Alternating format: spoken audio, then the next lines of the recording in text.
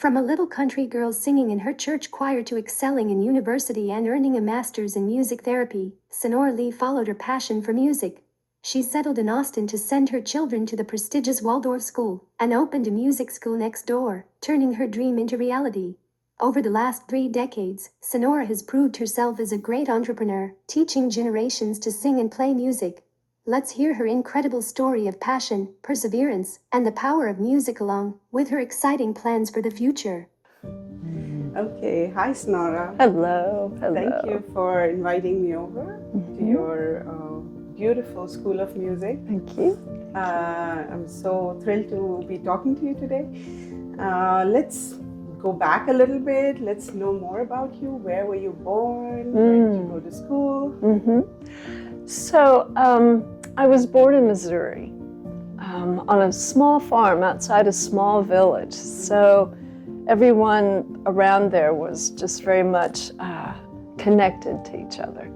And so I grew up singing in the church and playing the piano. Oh, wow. From a very young age. In fact, probably my greatest inspiration came from there and from a piano teacher that I had who actually, I would walk to her lessons and she'd actually kind of fall asleep while I was there, but it was consistent. And I was there for an hour and I learned.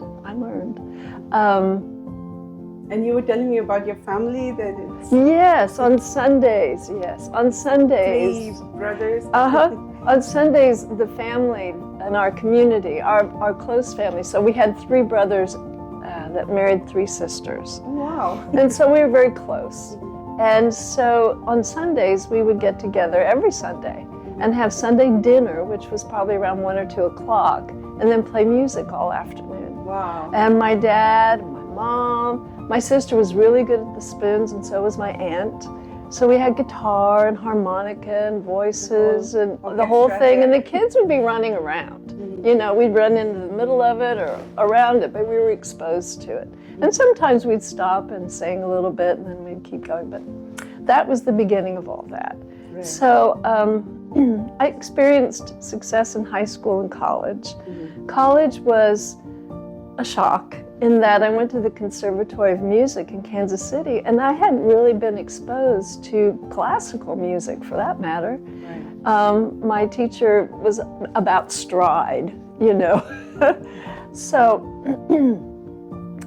but there I studied classical voice and piano.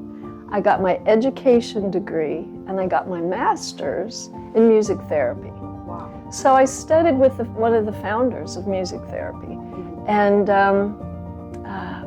experienced a lot of success there. I started a music therapy department in San Antonio as a young woman, as a career woman. And then I met an Australian and we moved to Australia. And that's where our first 2 were born. And so we traveled around and lived in Australia. And that was quite an experience. It really was.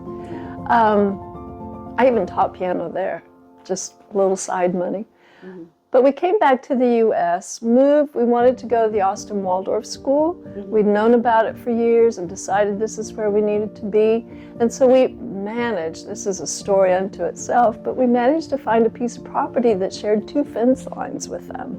And this was in 90? This would have been in 89. Okay. 89 that we moved to this particular location. We raised our family here. Right. And then, they walked to school, which is great. Yeah. And I would have the Waldorf kids come over to play. And I also had a registered family home. I had to pay for that tuition. Okay. Wow. And so we did that. I taught piano. And I ended up, as an entrepreneur, making more money than my husband. Right. He brought home the benefits, but I brought home the cash. Right. So our family broke up early 2000, and I had the children to myself. I continued to teach piano lessons, and that was really a great income. It was a great opportunity, so I'll be always grateful for that. So the school, formally, when did you set it up? I set it up, gosh, kind of when I started, probably in 91. My son was born in April, and I started a summer camp that summer. And so I had teenagers, I had children here, I had the place hopping. You know, just everybody was having a good time. And fortunately, I was getting paid also. Yeah. So I had that little baby, and from then on, I would hire college students to play with my daycare kids. Right. So I could teach. Yeah. And then I expanded into another little building away from the main house and so forth. Yeah. So when everybody grew up and left, I was like, what do? I got to retire, you know? So I decided to replace myself. So I started hiring other teachers. And one of those was my daughter. She went to Berklee College of Music. Wow. And I was like, how about teaching? And at first she was like, no. She ended up really liking it and stayed with us until recently. So it's been 13 years, I think, for her, or more, nearly 14. Wow. At the Blue Frog. At the And Blue how did Frog the School. name come about? Well, frog is my spirit totem. I was part of a mother's group that's been together since the early 80s, mid 80s. And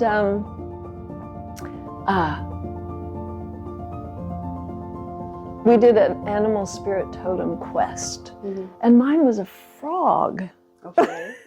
Why couldn't it be a cheetah or, you know, something elegant? But it was a frog. And so when it was time to name the computer, the first computer we got, we called it Blue Frog. Which is not a very romantic description of why we became, but that was the start of it. And then it was like, okay, Blue Frog School of Music's time for an LLC. And so, and that's what we did. Yeah. And so where did you get all this information? Did you have a mentor, or, you know, where did you go, or you just found it all? Figured it out. And we didn't have, you know, prior to 2000, we didn't really have the internet easily anyway. Right. You know, and if you did, it wasn't as populated with information as it is now. So you had to go to the Rotary office. I had to really figure it out. Yeah. Yeah. And so all these years, how many students have you had? You've had generations, and you've had a lot of Waldorf students. So those kindergarten kids that I talked about in my daycare earlier ended up doing piano lessons later. And now they're bringing their children here for piano lessons. Wow. I know. It's so fun. And I've kept some books with the parent names, which are, you know, Rachel in 1992, and I go, look at this. Really? It's a whole legacy of you know, music school teaching, the third generation now, you were saying? Second for sure. I don't know how we're counting the generations, but I'm just saying that the grandkids are coming to me now, you know. How exciting it is. is.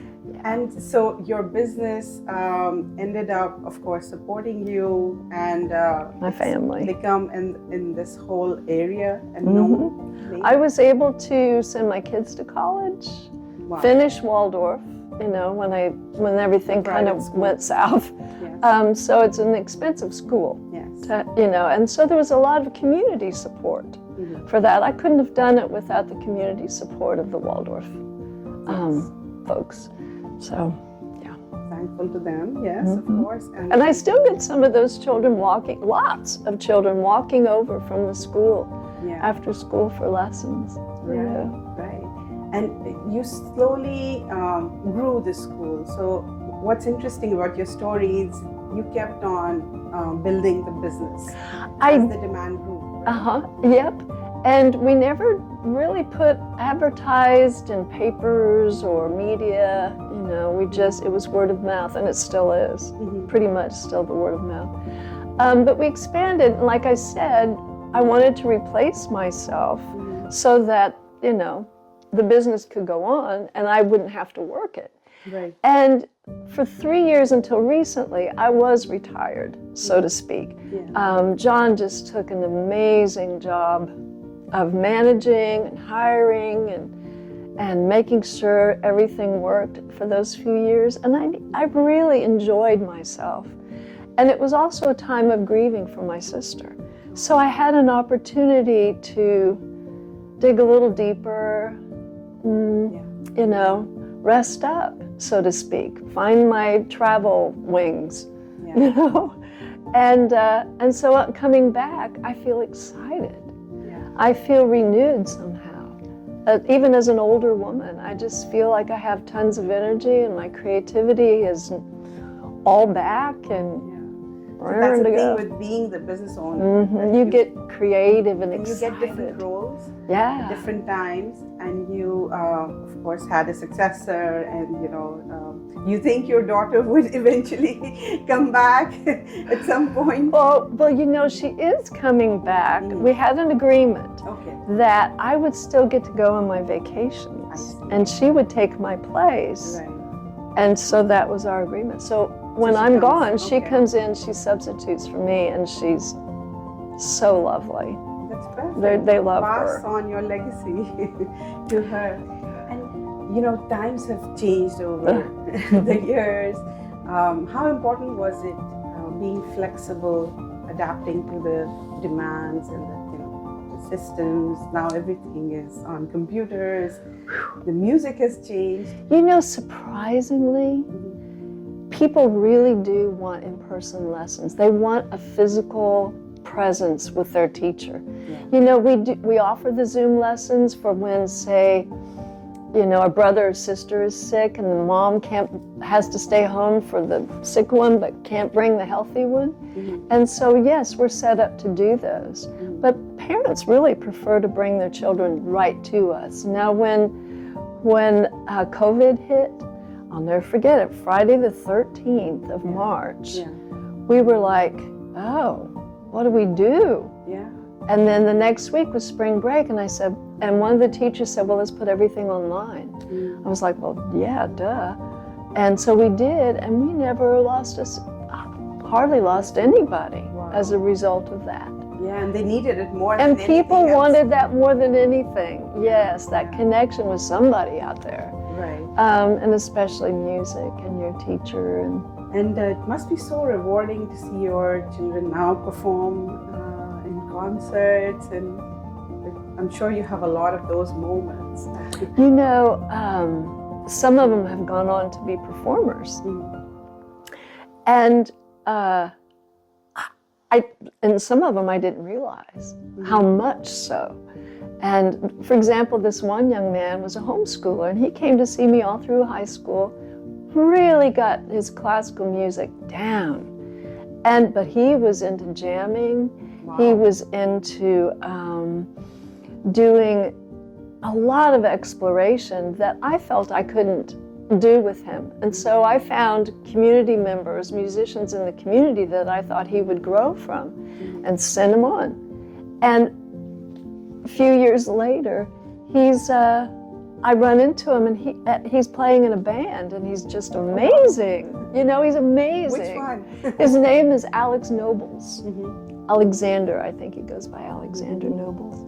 And then one of my students that I had as a young girl, incredible singer back then, I always wondered what happened to her, kind of, because I think she disappeared? Well, no, we just lost association for a period of time. But she's coming back, and I'm interviewing her for the possibility of teaching here, teaching voice.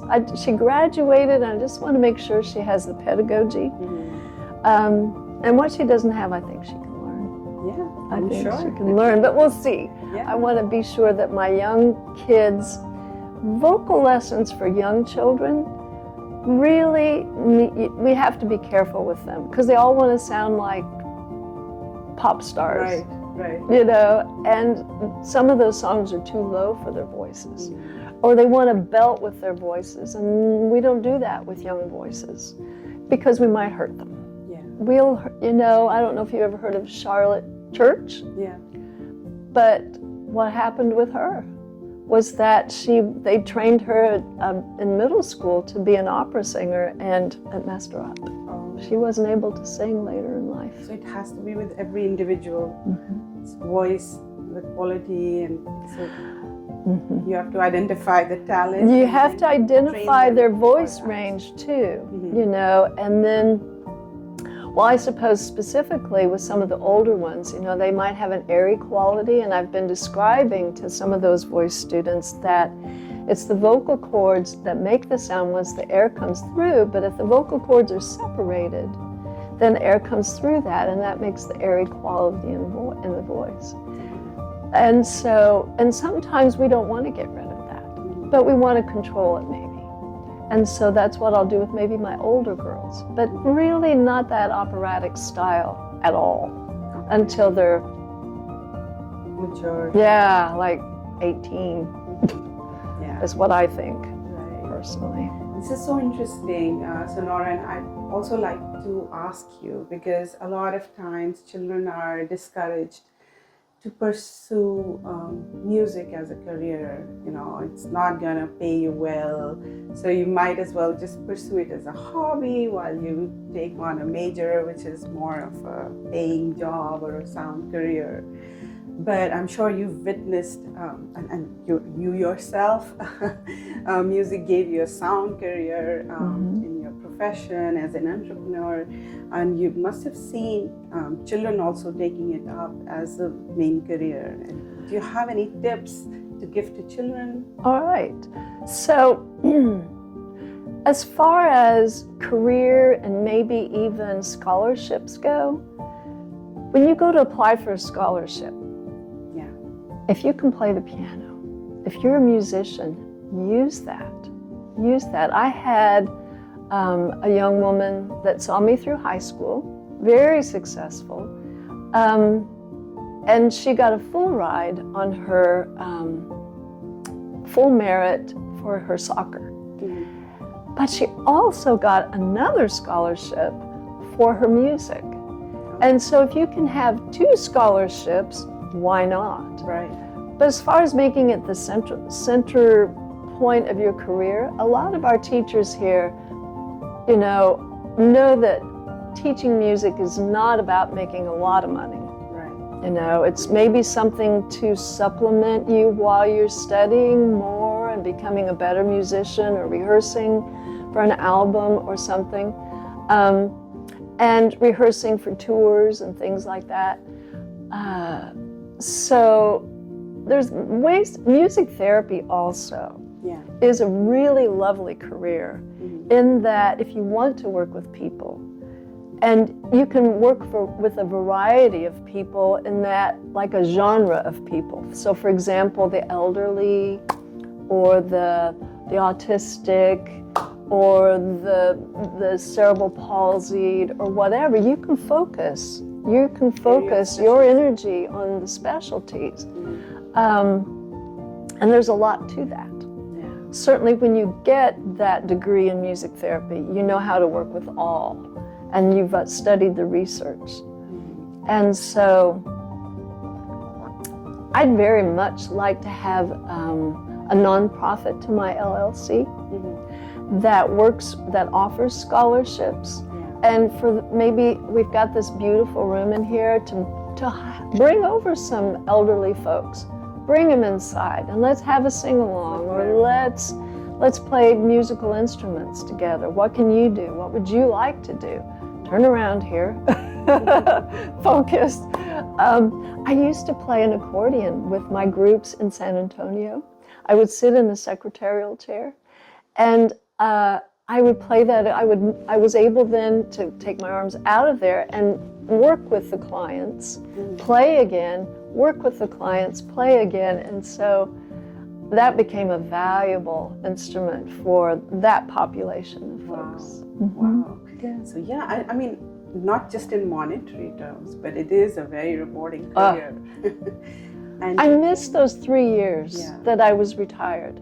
I really did. And that's a very noble thought, and to adding a non-profit and organization to your institute. And I really hope that you're able to figure it out, and that'll be a great project. It would be a great Again, project. for your retirement and so on and so forth.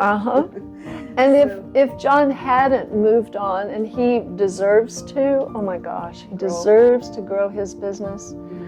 But if he hadn't, that was my next piece, was really writing this up and getting it out there. But you know, more people keep coming together, and I'm sure you'll find a team, and then if you do decide, I'm sure you'll be able to do that. I'm positive. Yeah, I have no doubt yeah, that there's a need for it, yeah. a desire for it. Even young children, littles, want to play an instrument and sing and run around and play. And so, to me, music is about making music with somebody else. It's not just the private lessons. It's that learning how to play that instrument is wonderful. You get then the skills to be in a part of something, but I really want to do more here with groups. Come over and let's jam a little bit. Let's see what that feels like. Make up our own music, write our own songs. And you have these events? Well, when Andrea was here, she would do these amazing summer camps. And they were songwriting camps. She'd studied songwriting at Berkeley. And these children would just go off in pairs and write lyrics and figure out what kind of melody, and then she would put the chords to it. She would, pull all the pieces. She would tell them how to write a verse, what's involved in making a song. And then we would take them to the Zone outside of Dripping Springs, which is a recording studio, and that was a Waldorf family. That's why I chose that place. And then she had recorded as a young girl there. But on Fridays then we would take them, and they would get to experience then an actual recording studio and recording their songs. And then they'd have a copy of that, of course. Yeah. So what do your holiday vacations look like when your children come over? Do you have the same tradition? Do you guys jam? Well, that's a good point. I always have a microphone set up, and my 3-year-old, which lives next door now, which is awesome, she likes to sing on that microphone to the top of her lungs. So always there's music instruments around, but no, we don't really come together as a group and make music like my family did. And your other children, other than your daughter, are they into music? Everybody loves music. Not everybody's taking lessons. My little grandson, when he was 1.5 and COVID was happening, some of us got RVs and moved it onto the 2-acre property. And so we all were hunkered in here together. And he would have his bath at night and run inside and say, and just like 1.5, and he would sing these amazing songs that he'd learned from his mom. Wow. And I recorded some of those. Perfect pitch, difficult intervals. I couldn't believe it. So, yeah, some of us are born with it, I think. Wow. Yeah. Well, thank you so much, Sonora. You're so it was welcome. wonderful talking to you. I wish you all the best. Thank you. For your this noble project that you have in mind. And thank you so much. Thank you. Bye. Bye.